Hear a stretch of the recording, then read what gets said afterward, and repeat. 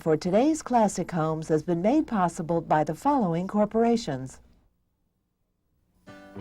This program is made possible by Pella, makers of classic windows and patio doors, bringing you style and innovation since 1925.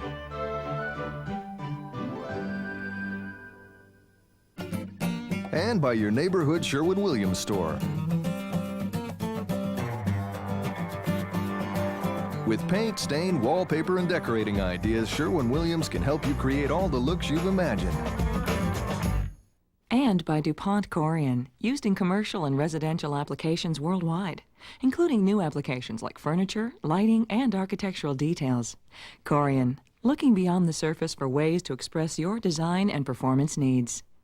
Made possible by Hartco Quality Wood Flooring Company, makers of Pattern Plus 5000 and other sliced cut hardwood flooring products. Hi, I'm Mitchell McDaniel, and welcome once again to today's Classic Homes. We've just about completed our interior finishing here at Harlow House with our walls and our elaborate ceiling decorations. With that done, it was time we turned our attention toward the decorating of our floors. And I use the word decorate because the Beaux-Arts style of architecture seems to have left no surface unadorned, including their flooring. They used a variety of materials which only added to the theatrical stage setting of these homes. And as you can see, our little stage set here at Harlow House is in need of some work. We've got a lot of work ahead of us, so we'll get started in the dining room when we return.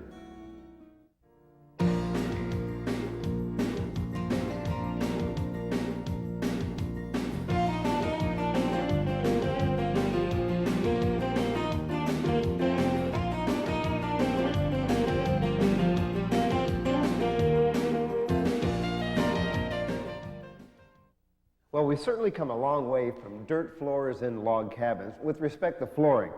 Wood was the predominant flooring back at the turn of the century, and prior to that, along came stone and marble and terrazzo. And then, after the turn of the century, in the 20s and the 30s, something else was introduced, and it was asphalt tile. And that's exactly what we have here at Harlow House, the original asphalt tile that was installed during the 30s. But as you can see, it's certainly past its prime. So the owners wanted to bring back this dining room and wanted to put some nice wood flooring in it, which then posed another problem because we were looking at 3/4 inch nominal flooring, and to do that, we would have to put down a 3/4 inch plywood subfloor because this is actually concrete. That alone causes problems because it would interfere with some of our grill work, and it would make for some uneasy transition in other parts of the house. So we found a solution to that problem, and this is what it was. It's actually a pre-finished wood flooring. Now, the nice thing about pre-finished flooring is that it comes in a variety of lengths, and you can create some interesting patterns, and that's exactly what we're going to do down here in the dining room. And here we have a sample laid out for you with these 18 by 18 squares, and they're bordered in these 4.5 inch pieces. And this pattern will take up the center of the room, and then along the sides where it meets the wall, we've incorporated a herringbone pattern. Now, of course, doing something like this is not very simple. As a matter of fact, the layout is very complicated, so let me show you how we get started. The adhesive is applied with a 3/8 inch square notch trowel. Once our primary border is laid out and in place, we can begin to build our pattern. Each piece of flooring has a tongue and a groove, and a spline is used when two groove sections needs to be connected. As you can see, our alternating pattern is beginning to take shape. Once the last piece of our 36 inch pattern is complete, we can repeat the process.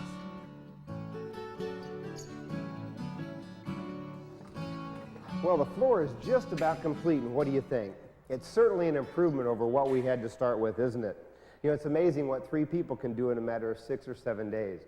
Yes, it has taken us a lot of time, but the rewards are certainly great. Look at the interesting patterns that we've been able to create using these little 18 by 18 inch segments. And if you look at them in the right light, it looks like they're different colors, but they're actually the same color that's in the center here. These 18 by 18s are the golden oak, but we've bordered them with this nice 4.5 inch color of sienna.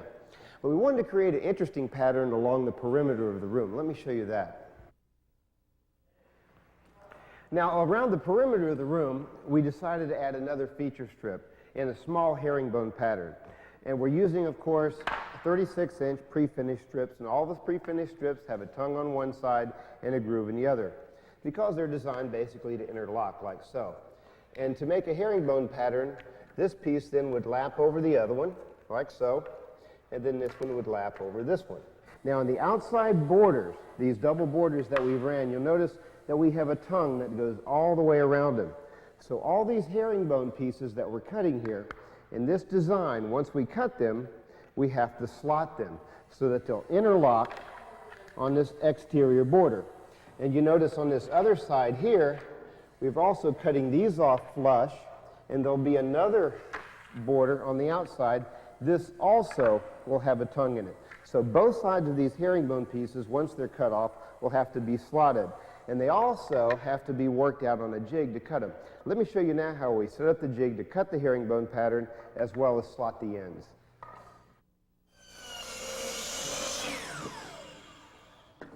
Now this gives us two pieces. One is going to go in at this angle, and the other one like this, of course.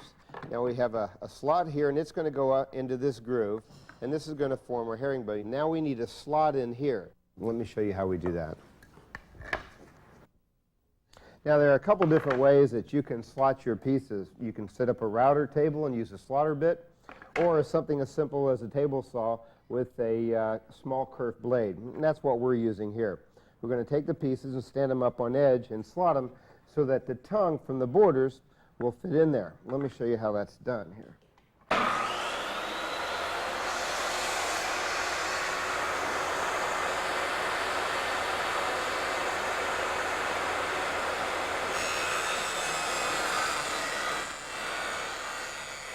Now with these slotted out, we'll set them down there and see how they fit with their other piece. And that'll work just fine. Look at that, nice fit. Now we'll go ahead and get a lot of these pieces done and get started on our herringbone.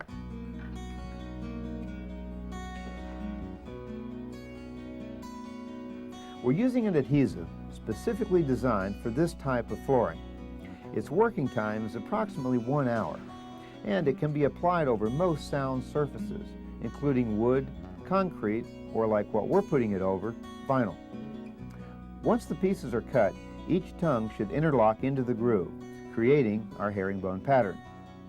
It was not possible for us to continue our pattern around the entire room, so in each corner we created another design. Now, this is one of the corners that we've completed, and a good example of what I wanted to show you. You can see the herringbone pattern here, how it runs into this outside border that comes all the way across and kills into the border against the wall. And notice the outside piece as well goes all the way into the double border and forms a nice little square, a transition for a herringbone. And inside that we've run these alternating blocks of sienna and then put a nice little golden accent in the center. So it adds a little contrast to our floor. And you notice also that we have these little splines along the outside edges. These are basically little expansion joints that we put in there because in installing a pre-finished floor you need to allow at least 1/4 to 3 inch for any type of expansion. And we'll take these out and later we'll install our shoe mold around there, and that'll about complete our dining room floor. Now we have another interesting pattern that we're installing in the living room floor, and it's just about completed. Let me show you that. This flooring, like all the rest in the house, we're covered in this asphalt tile. So wherever we had damaged tile, we had to patch it. And what we used was a vinyl patch. First, put a sealer or a concrete bonding agent over the concrete itself, and then apply the vinyl patch. Now we also had shoe mold that ran all the way around the room. We wanted to salvage that, and we've done so. You can see here where we've taken it off and marked the pieces and numbered them so that we can put it back on there. But around the windows and the doors, we have the casing that terminates into these plinth blocks. We didn't want to have to run shoe mold around the plinth blocks, and we didn't want to have to take them off. So a solution to that problem was a saw that's designed to cut off the finished floor. And it can be adjusted from anywhere from 1/8 of an inch to 1.5 inches. And it's great for installing all different types of flooring where you don't want to have to remove the doors or the base. Let me show you how it works.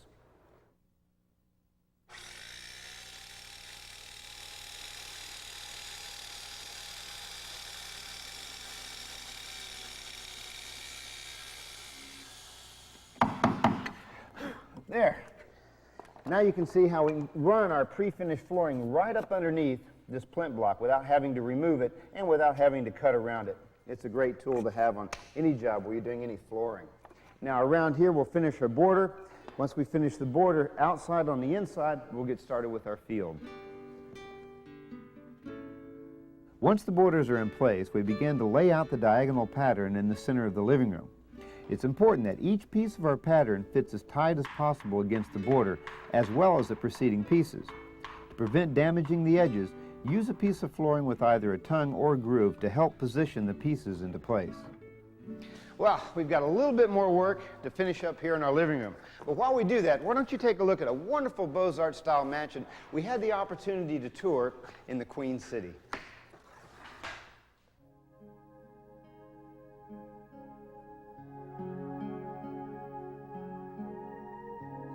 Cincinnati, Ohio, at the turn of the century, was known as the center of industry. This wealth helped create some of this country's finest neighborhoods, filled with homes such as the Hershey House. We had the opportunity to tour this wonderful Beaux-Arts style mansion with noted architectural historian Walter Langston. Walter, they certainly spared no expense. You can see this wonderful hardware. Yes, the extraordinary details of the lock on the interior, and you can see on this side you can close the door at top and bottom for absolute security. Mimic the exterior detail with this hood ornament. Yes. Mitch, this is the Frank Hershey house. The Hershey's are a very prominent jewelry making family in this city and have been for well over a century, but they're maybe best known for designing and building hall clocks, what we call grandfather clocks. So apparently they did very well with making clocks. Yes, they certainly have. Well, the layout is similar to what we've seen a lot in the other homes. You know, we have this reception room flanking to our left and the living room to the right and this grand central hall. And of course, Mitch, here we are in the climax of the whole house, this spectacular staircase that flows down. It's called an imperial staircase, I understand, and breaks at the landing and comes forward again. And you have the great flowing feeling of these railings. Now this is looks to be bronze, could be iron. Well, probably cast bronze for the decorative element here, and then the rest of it probably wrought, maybe cast, but it's very flowing and continuous. Leads us right up to this beautiful piece of stained glass work at the head of the stairs. Of course, the influence of the interior of the house seems to be French Beaux-Arts, 18th century, just as the exterior. Like most of the craftsmanship in the Hershey house, this magnificent stained glass on the landing of the stairs was probably made in Cincinnati, don't you think, Mitch? Well, probably so. I mean, I really like the details that you get here. Hard to see all the color, but we've got some blue and some gold. It's very architectural. It really fits the ornament on most of the other rooms of the house and sort of pulls it all together. All like the circle detail here that we've seen in the front of the window. It's sort of reminiscent of that, isn't it? The grandest room of the Hershey house, of course, is the dining room with its splendid layered bronze plasterwork on the ceiling and walls that are covered from floor to ceiling with this beautiful mahogany woodwork. Oh, it's wonderful detail. And of course, the story behind this is the folks that worked at the factory carved all the woodwork in the house. And then they use different materials where they use the veneer, the veining of the woodwork over the mantel, and then this wonderful black and brown marble. Yeah, we have a lot of this in our house, and I understand it's very rare, difficult to come by now, and this is in excellent condition. A natural material which is really treated as something very sophisticated by being all holds polished. it together well, but one of the great details I like about this that you don't see too often is this, called tooled Spanish leather. Yes, with a very large-scale geometrical pattern like tapestry, and then you look close and you see grapes and pears and look at that great other fruit. details. Yeah. Color, you got blues and greens and reds. The overall effect is very rich and dark and deep, and you can imagine the candlesticks on the table really making the focus on the people eating. This is certainly a bright room here. Yes, in contrast to the dark woodwork of so much of the Hershey house, this is a very delicate, I think very feminine room. Whether it was a reception room for inviting guests as they arrived at a party, it certainly was a music room, because if you look at the painted details over the doors, there are trumpets and lyres and other lovely little It's also details. the windows as well, the same details. I'm glad we have an opportunity to see this. It certainly adds a lot to our trip here to Cincinnati, and you've made it a wonderful time for all of us. We certainly enjoyed having you with us. Well, thank you. It's a great I understand pleasure. you have an event to go to this evening? Yes, I'm late. I better get going. Oh, yeah? Well, we're going over to Skyline's Chili.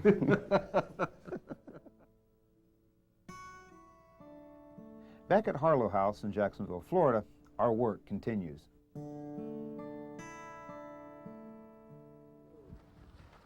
What are some of the steps needed to waterproof a deck like this? Well, first of all, we need to start with a clean surface. All right, well, we've come in, we've scarified the existing terrazzo, got rid of all the residue. That's right. and you did a very good job. But there were some parts that had a deep void, and that's what we filled right here.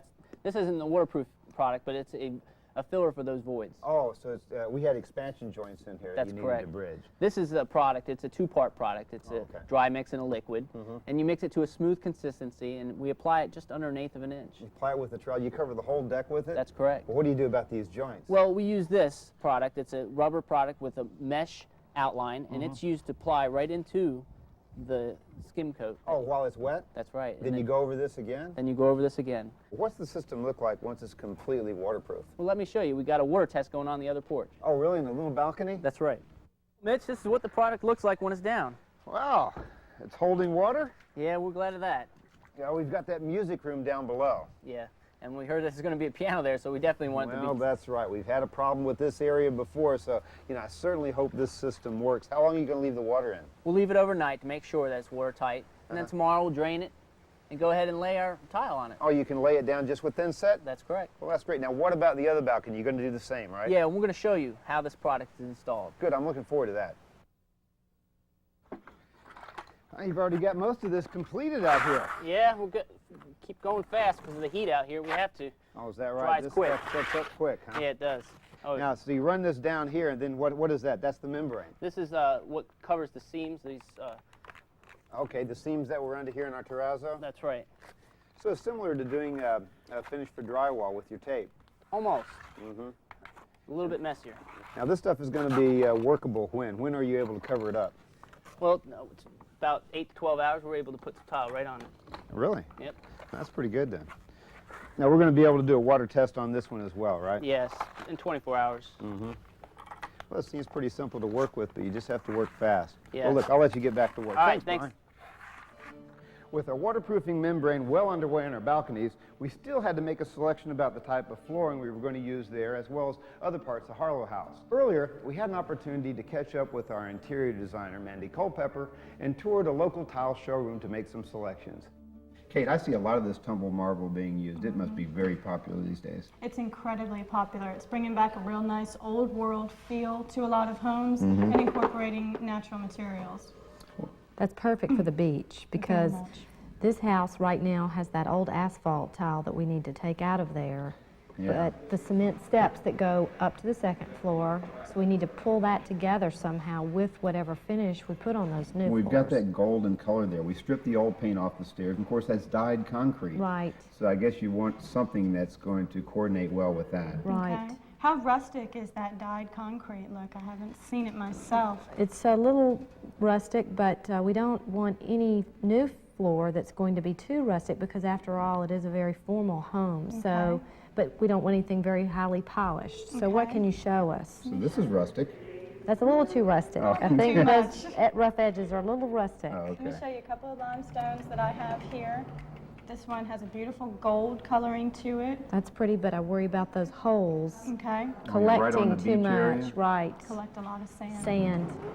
Here's another beautiful limestone. That's pretty. Incorporates some I like taupe that. color.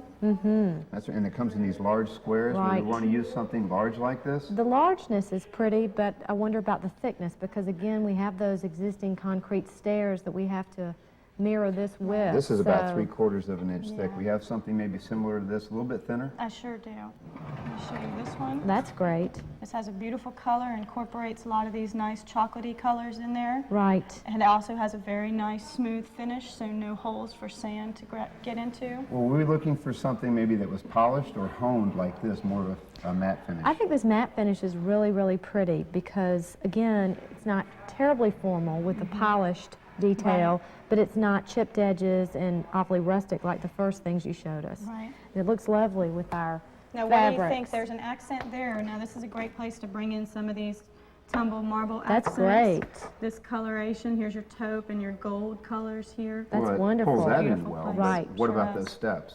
I think it would work great with the steps because once you get those things cleaned up even more, that gold color will be picked up. And what about our grout lines? Are we going to maintain a thin grout line there? I think a very thin grout line, and perhaps we could even do a little darker grout as a contrast. And these fabrics are actually in the powder room, which is going to have the same flooring in that Well, we can room. take some samples with us, can't we? Absolutely.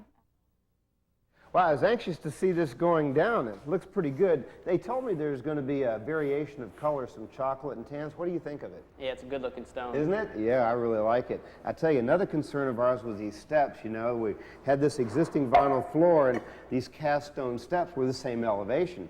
And adding this new tile to it is going to bring it up about a ½ inch to maybe 5/8 of an inch. And we didn't really want that lip, so we thought we could get this stone raised, and they've been able to do that. So is that working out for you all right? Yeah, it's working out real nice, and it allows for this stone allows not to have to put a bed of mortar or any such. Oh, because if it was thicker and larger, you'd have to build a base. That's right. If it was a thicker stone or a larger stone than a ½ inch, you'd have to level the floor so it wouldn't crack. And so this floor is pretty level then? Yeah, and we're using a product that's a thin set called medium bed mortar, and it allows not to shrink when it dries, so we're getting a nice level floor. And what about these joint lines here? We wanted something very thin, so that's going to work out? You'll be able to get grout in there? Yeah, it's going to be nice. You don't want it too thick, being that it's a stone floor. Now, it's very similar to the pattern that we had here before, isn't it? Yeah, it is. It's exactly like the old vinyl floor. We had a 16x16 vinyl, but now we're going with a 12x12. They ran a border all the way around using the vinyl, and we're using the limestone. The only thing different here are these little accents. Yeah, these are nice inlays. They're a tumbled stone, and what we're going to do to make these even connect better with the steps here is use a colorizer. Oh, really? A color enhancer that enhances the color of the stone and brings out match color better. So you'll do that then before you grout it? Yeah, we'll do that before we grout it. Now you won't have to hone this, or you won't have to grind this down, will you? No, because we're leveling it as we go, and it's going to make a nice, smooth surface. Well, it looks good. I'm anxious to see it completed. Yeah, I am too. About middle of next week, I'll be done. Is that right? Yeah. Well, thanks a lot. Thank you. Flooring can add a tremendous amount of design appeal to any home, and the best floors are the floors that are the most durable. As you've seen, there's a wide variety of flooring products in the marketplace today. So the challenge for builders and designers is to not only select a floor that's durable, but one that also fits the design scheme of the home and the B word, the budget. Over the years, a variety of products have been used for flooring: stone, tile, marble, terrazzo, linoleum, carpeting, and wood like we have here in the second floor Harlow House. Fortunately for us, it's held up pretty well. All that we had to do is come in and sand it and refinish it. Hopefully it'll look this good in the next 60 years. But there were other floors throughout the house that posed more of a challenge for us. The original terrazzo floors in our 2 balconies had failed, and water penetration was damaging the structural elements of the house. We needed to waterproof the existing substrate without raising the elevation. Our solution involved the application of a waterproof membrane that allowed us to lay tile on top without a setting bed. The final result was 2 great-looking and, finally, waterproof balconies. The most common type of original flooring we encountered here at Harlow House was asphalt tile. This represented the latest in flooring innovations back when the home was built. Unfortunately, they weren't very durable. We decided to install ceramic tile over the old asphalt in our kitchen and pantry, which not only looks good, but should withstand decades of use. Our foyer presented a different challenge because for visitors, this space is actually an introduction to Harlow House. And before we had this asphalt tile here, we wanted to remove that and install something that was more typical of this style of home. So we selected this nice Italian marble and incorporated into that these little inserts of tumbled marble. So now we have a floor that's not only more durable, but also one that has more of a classical feel to it. Our homeowners wanted to use wood flooring in the dining room and living room. We knew we couldn't install a nominal wood floor, as the subfloor required would have raised these floors higher than those in adjoining rooms. Our solution was to use a pre-finished flooring product. It took a little imagination and a lot of patience, but we were able to achieve 2 attractive patterned parquet floors without having to install a subfloor over the existing concrete floor. So no matter what kind of flooring products you choose, make sure they're installed properly and ask the dealer about maintenance, because that's what's going to keep your new floors around for a long time. On our next program, we'll be looking at lighting here at Harlow House, inside and out. And travel with us to Chicago, where we'll tour some of the country's most celebrated Beaux-Arts landmarks. And speaking of Beaux-Arts landmarks, we'll journey to one of the world's most famous railroad terminals. Get an inside look at the story behind the renovation of New York's celebrated Grand Central Station. Until next time, I'm Mitchell McDaniel for today's Classic Homes.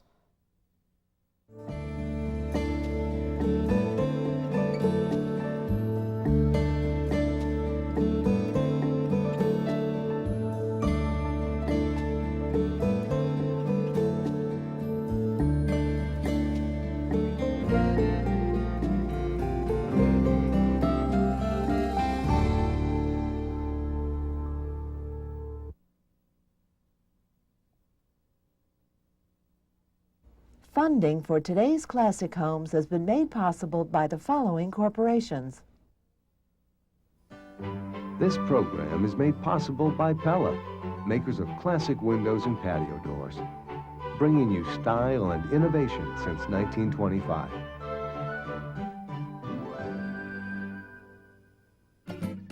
And by your neighborhood Sherwin-Williams store. With paint, stain, wallpaper, and decorating ideas, Sherwin-Williams can help you create all the looks you've imagined. And by DuPont Corian, used in commercial and residential applications worldwide, including new applications like furniture, lighting, and architectural details.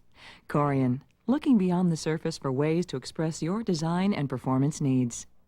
Made possible by Hartco Quality Wood Flooring Company, makers of Pattern Plus 5000 and other sliced cut hardwood flooring products. To order a copy of this program, please call 1-800-256-4408 or send $19.95 plus $4 shipping and handling to the address on your screen. Please specify episode number 209 when ordering. This is PBS.